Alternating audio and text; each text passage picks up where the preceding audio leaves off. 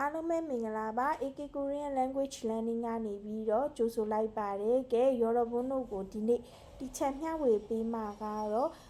teacher ကိုယ်တိုင်အပါအဝင်ကျောင်းသားတွေတော်တော်များများအတန်တွက်မှာမှားလင့်မှားထားရှိတဲ့စကားလုံးလေးတွေနဲ့ပတ်သက်တဲ့အသက်အပြောင်းလေးတွေနဲ့ပတ်သက်ပြီးမျှဝေပေးမှာဖြစ်တယ်ကဲအဲ့တော့ဆက်ပြီးလေ့လာကြည့်မယ်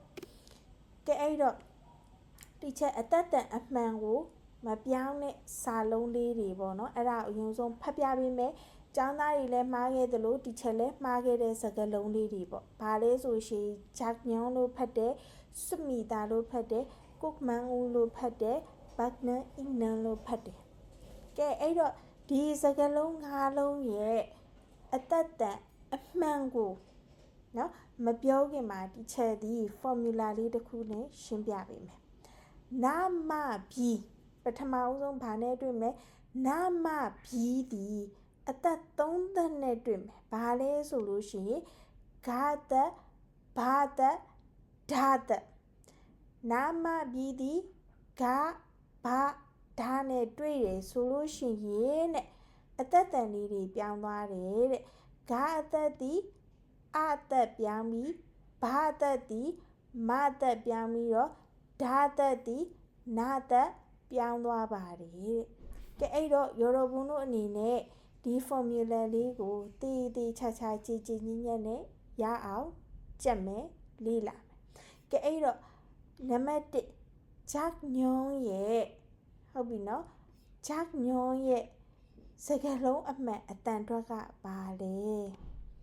ဂျက်ညွန်နံပါတ်2ဘာလဲဆိုရှင်ဂါသက်နဲ့နာသက်နဲ့တွေ့သွားပြီဆိုဂါသက်ဒီဘာပြောင်းအသက်ပြောင်းမယ်ဟုတ်နော်အသက်ပြောင်းမယ်ဘာပြောင်းမယ်ဆိုရှင်အသက်ပြောင်းသွားမယ်ဂျန်ညောကဲအဲ့ဒါဆိုဒီမှာဆိုရင်တွေ့ပြီဘာသက်ဒီနာသက်နဲ့တွေ့တယ်ဘလို့ပြောင်းလဲစွမီတာလို့ဖတ်မယ်စွမီတာမဟုတ်နော်စွမ်နီတာလို့ဖတ်မယ်စွမ်နီတာလို့ဖတ်မယ်ကုတ်မန်ဦးကုတ်မန်ဦးကြတော့ဒီချေကြီးဘာဖြစ်လို့ဒီမှာကဓာတ်တွေထဲမှာလည်းမပါဘူးဂါဘာဓာဒီထဲမှာလည်းမပါဘဲနဲ့ဓာကြီးကချသက်ကြီးဖြစ်ဘာဖြစ်လို့ဒီမှာကွန်မန်ဦးဖြစ်သွားတာလဲမေးစရာရှိတယ်ချသက်တွေစသက်တွေဒီဘယ်အုပ်စုထဲမှာပါလဲဆိုလို့ရှိရင်ဓာသက်အုပ်စုထဲမှာပါဝင်ကဲအဲ့တော့ဖတ်ကြည့်လိုက်ကုတ်ဆိုတော့အတန်ပိတ်သွားတယ်နော်အတန်ပိတ်သွားတယ်ဓာသက်နဲ့အတန်ပိတ်သွားတယ်ဆိုတဲ့အတွက်ကြောင့်မလို့သူဒီလဲဘလို့လဲဆိုလို့ရှိရင်ခြာသက်ဒီမသက်နဲ့မပြီးနဲ့ပေါ့နော်ခြာဒီမနဲ့တွေ့တော့ဘာပြောင်းလဲနာပြောင်းသွားတယ်နော်အဲ့တော့ကွန်မန်လို့ဖတ်ရမယ်ဘာလဲဆိုပန်းဖူးလေးတွေကိုပြောတာဘတ်နန်ရဲ့ဥစ္စာကိုဘတ်နန်မဲ့ဖတ်နေတော့မယ်လားအဲ့တော့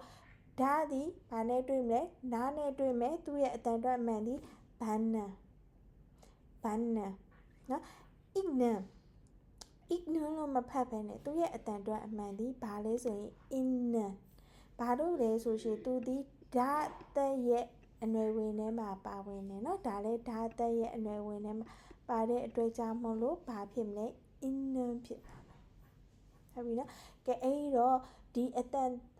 အကူပြောင်းလေးတွေနဲ့ပတ်သက်ပြီးတော့ရော်ရဘုန်းတို့နားလည်လိမ့်မယ်လို့ထင်ပါတယ်ကဲအဲ့တော့ဒီထက်ပိုပြီးတော့သိကျင်တယ်ဆိုလို့ရှိရင်ဒီချက်ကို chat box မှာရှင်းတဲ့အထီကိုလာပြီးမေးလို့ရပါတယ်အဲ့တော့နောက်ဗီဒီယိုတွေမှာဘာအကြောင်းနဲ့ပတ်သက်ပြီးမျှဝေပေးမလဲဆိုတာဆက်ပြီးတော့လေ့လာကြည့်ကြမယ်နော်